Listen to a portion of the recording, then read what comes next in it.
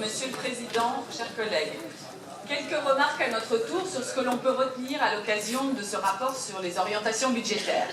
Alors sur le contexte national et international qui influe sur la gestion de notre collectivité, nous voudrions nous aussi vous donner quelques indicateurs. Notre dette publique approche de 100% du produit intérieur brut. Nos dépenses publiques représentent 57% du PIB contre 44% en Allemagne et 43% en Grande-Bretagne. Le déficit budgétaire annuel est de l'ordre de 70 milliards. Les intérêts de la dette sont de 40 milliards d'euros, soit supérieurs au budget de la défense. Si les taux remontent demain, ce sera une catastrophe.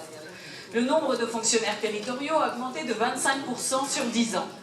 Il y a en moyenne 80 fonctionnaires pour 1000 habitants dans notre pays, pour une moyenne de 50 à 60 en moyenne en Europe. Et parallèlement, le taux de chômage est un des plus élevés d'Europe. La pauvreté augmente et notre système éducatif est un échec. Dépenses publiques et efficacité ne sont donc pas forcément corrélées, même s'il ne s'agit bien évidemment pas de stigmatiser les fonctionnaires, Madame Brunera. Il ne suffit pas de dire que les dotations baissent, il faut aussi dire pourquoi notre pays ne peut plus continuer à vivre ainsi, à vivre à crédit sur les générations futures. Nous devons donc réinventer une nouvelle organisation territoriale et sociale au service des Français et au niveau local. Cela veut dire aussi s'interroger sur les missions des différentes collectivités et repenser leur façon de travailler. Deuxième remarque sur le projet de loi de finances 2017. Beaucoup d'instabilité, une grande complexité, des changements continuels d'une année à l'autre et en cours de route dans le calcul des dotations, dans les paramètres impactant les rentrées fiscales, ce qui complique passablement la tâche des services de la métropole. Simplification et lisibilité de l'action publique et de son financement sont donc plus que jamais nécessaires dans un environnement très compliqué. Notre troisième remarque portera donc sur votre méthode. Vous présentez une vision biaisée de 2017, puisque vous prenez comme comparatif l'évolution par rapport au BP 2016. Or, de ce que nous avons vu lors de l'examen de la DM2 la dernière fois, le compte administratif 2016 sera bien différent de ce que vous aviez anticipé lors du BP. En effet, les recettes réelles de fonctionnement à la fin 2016 vont probablement être supérieures de au moins 2,5% par rapport à ce que vous aviez prévu. Et ce qui est plus grave, les dépenses de fonctionnement seront supérieures à plus de 5% par rapport à ce que vous aviez prévu. Cela nous amène donc à plusieurs constats.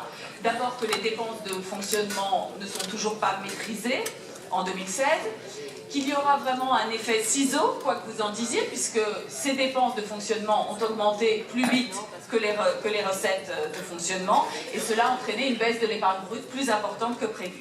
Et troisième remarque qui concerne ce ROB, les dépenses et les recettes que vous prévoyez pour 2017 sont donc forcément également sous-évaluées, puisque leur évaluation se base sur un postulat de départ pour 2016 qui n'est pas la réalité. Enfin, dernier élément, un produit fiscal qui est déjà minoré pour 2017 par rapport à ce que vous aviez anticipé, dû à une énième modification de la loi de finances sur le taux de revalorisation des bases.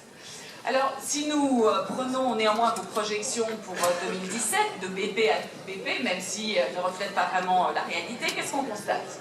Une baisse des dotations de l'État d'environ 47 millions d'euros. Des recettes fiscales dynamiques pour environ le même montant, 49 millions d'euros, merci aux contribuables de la métropole. Des dépenses sociales qui continuent de beaucoup augmenter et sur lesquelles vous avez peu de contrôle. Elles représentent, je le rappelle, 31% des dépenses de fonctionnement. Selon vos calculs, par exemple, les dépenses de RSA auront augmenté de 11% en 2 ans et les dépenses concernant l'APA auront augmenté de 17,5% en 2 ans. Alors nous l'avons souvent dit ici, les dépenses sociales, c'est le talon d'Achille de notre métropole, même si cela peut et doit aussi être un atout. Mais pour que cela reste un atout, il est nécessaire d'avoir un très grand contrôle sur les autres charges. Par exemple, la masse salariale, qui est en progression de 1,5% par rapport au BP 2016, même si vous nous expliquez que cette hausse est due à des mesures nationales. Vous nous faites cependant un long développement dans ce rapport sur votre politique managériale, soit, mais nous attendons de voir les effets, puisque de grands chantiers restent à attaquer, tels que l'absentéisme, j'ai bien entendu ce qu'a dit Max Vincent, ou le temps de travail et les jours de congé des fonctionnaires avec des cycles de travail spécifiques qui représentent tout de même près de 20% des effectifs. Pas beaucoup d'autres éléments d'information sur une politique volontariste et de meilleure gestion des dépenses dans ce rapport. Pour les charges générales et les subventions, aucun élément précis. Alors vous le savez, l'inquiétude des communes ici représentées est de préserver l'investissement sur leur territoire. Or la part de cet investissement dans le budget de la métropole tend à baisser et il règne un certain flou sur la mise en œuvre de la PPI, alors que le poids des dépenses de fonctionnement difficilement contrôlables comme les dépenses sociales continue à augmenter. Donc nous vous reposons les mêmes questions. Cette métropole devait permettre de mieux gérer, de faire des économies. 2 ans après, où en êtes-vous? Aucun élément dans ce rapport ni de perspective. Quelles économies déjà réalisées ou à venir provenant de la fusion des 2 collectivités ou de mutualisation accrue avec les communes? Sur les dépenses sociales, quel contrôle des dépenses et quelle évolution par rapport à ce que faisait le département? Ce sont toujours les mêmes questions en fait que nous posons. Sur la gestion des ressources humaines, nous mesurons la difficulté de faire évoluer les choses, mais nous avons l'impression que vous gérez au jour le jour les suites de la fusion. Le recul de la réforme de l'organisation administrative en silo qui a lieu actuellement en est la parfaite illustration.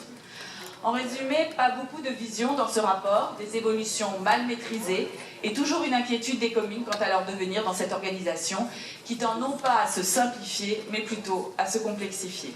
Je vous remercie.